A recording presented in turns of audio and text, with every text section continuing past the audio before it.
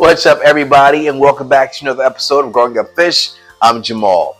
Thank you so much for your comments. Thank you so much for your likes and your support with this channel. Remember, we are trying to reach 500 subscribers. So if you have not subscribed to the channel, go ahead and hit that subscribe button. In this video, we're going to be talking about my 5 silver dollar fish and some important things that I think you should know. Plus, I'm going to be feeding my fish at the end of the video, so stick around. So I've had these silver dollars for about 6 months now, and they have been working out great. As you can see, I have a number of fish in here, everything from white skirts to black skirts to tetras to zebras to just really a whole number of community fish that these silver dollars have been working to really get along with. One thing that I will say about the silver dollar that I have learned over the few months that I've had them is that they are very skittish. They are very nervous, and so it's so best to keep them in schools. So in this tank right now, you can see here that they all hang together, and there are a total of 5. One thing that I will say is that you will need at least 5 or more of these silver dollars just because they're so insecure. I mean, you can see here just how much they hang together, and just the fact that there are more of them makes them more comfortable to be able to move about the tank.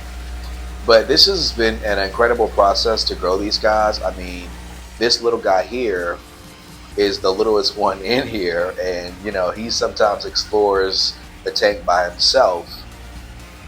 But for the most part, they do stick together, and for the most part, they are very peaceful. I will say they love to eat. I will say they will be the first ones to grab some food. As you are putting it into the tank, they would be the first ones to eat the food, and they are extremely fast. And you know, ultimately, like I said, they are schooling fish. The temperature in this tank is normally around 76, 77 degrees. These are fish that are from South America. As you can see here in this tank, I have a number of fish. I've got everything from roseline sharks to swordfish to plotties to, you know, other tetras as well. And remember that these guys are a part of the tetra community.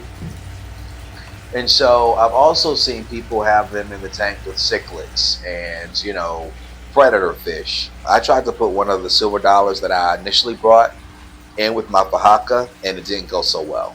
So, you know, that's something that you'll have to experiment with. But I personally did not have good luck when I tried to put my silver dollars in with the predator fish. But again, I have seen other YouTubers on here who have had success with that, and you know, again, that's something that you're gonna have to figure out.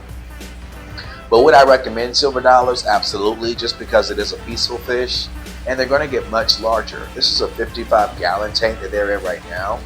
And you know, I was even thinking about upgrading them. Well, if you are enjoying this content, go ahead and hit that subscribe button, as well as that like and that bell notification icon, so you'll know exactly every time I post a new video. Remember, we are trying to get to 500 subscribers, and I know you can help me get there. These fish are very easy to take care of. Again, the temperature 75, 76, 77, somewhere in that range, at least to where it's comfortable, and it won't create that ick. You know, when you lower the water temperature for some fish, that's how a lot of them get cold, and a lot of them, that's how they form ick. So you want to make sure that you avoid that. But I would rate this fish a 10 if you're thinking about getting some silver dollar fish. And I was able to actually luck out. I think these fish only cost me maybe $7 a piece, which was really good. Other pet stores were maybe charging like $10, some $12.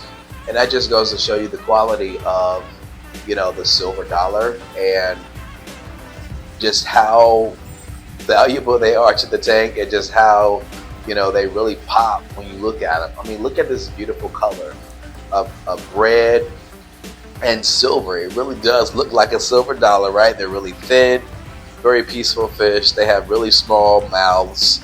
But let me tell you, these things can eat, so be prepared for that. And I try to feed the tank, the community here, once a day, and they're always the first ones to get the food. And we'll do a demonstration and a feeding later in the video. So I wanted to kind of walk you guys through how my tank is set up here. As you can see, I do have a hang on the back filter as well as a sponge filter. And I always recommend that people put sponge filters in their tank. Just the other day we had a power outage, and when the power came back on, the hang on the back filter didn't start, but the sponge filter started immediately. So, you know, nothing happened. The fish were fine. The power was only out for like maybe 2 hours. You know, sometimes you may not be home and the power may go out for several hours, but you'll know that the fish are okay if you do have that sponge filter in there. So I just always recommend it. You don't necessarily have to get one that's this big, but I would say at least get one that's going to filtrate the tank. All right, so are you ready to feed the fish? All right, let's do it.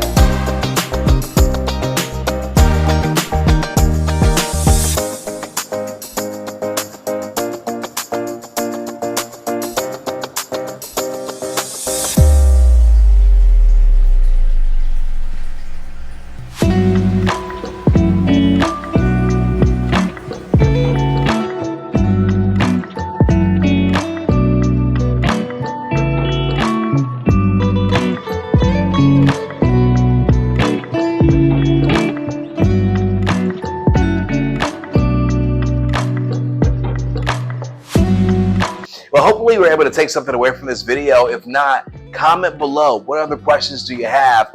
I would love to hear from you. But there are a number of videos that you can check out, like this one and this one. Make sure you do so. Remember, we are trying to get to 500 subscribers, so please subscribe now. This has been another episode of Growing Up Fish. I'm Jamal.